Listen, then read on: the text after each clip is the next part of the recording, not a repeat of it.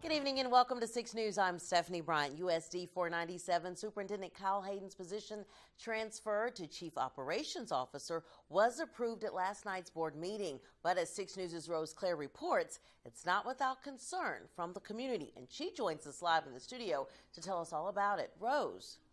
Stephanie, many community members did not disagree that Hayden may be the best choice for this position. But the main concern I heard is how they went about the whole process. And again, this all comes back to an underlying theme we're hearing a lot about lately with this school district: equity. You'll know that Hayden stepping out.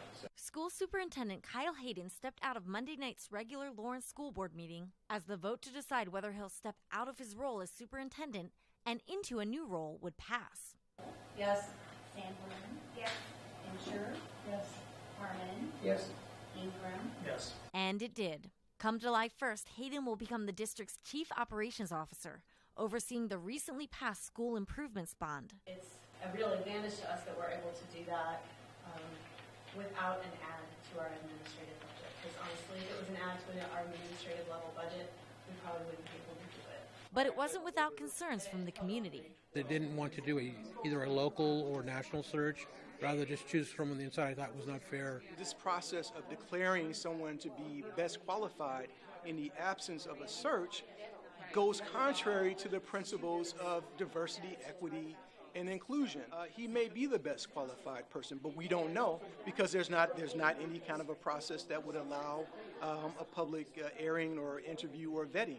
Additional claims that the district is top-heavy, hiring too many administrative personnel, prompted Board Vice President Shannon Kimball to show this graph. We are less heavily staffed at the core, particularly at the core sport level, than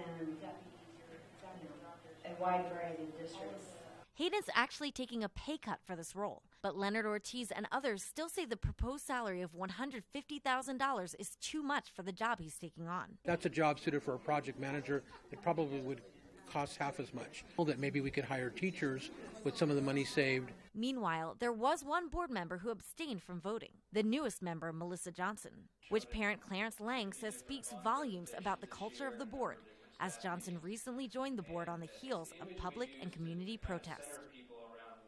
Now, Hayden's proposed $150,000 salary is still more than the estimated $127,000 spent per year for 2 roles during the school's 2013 bond.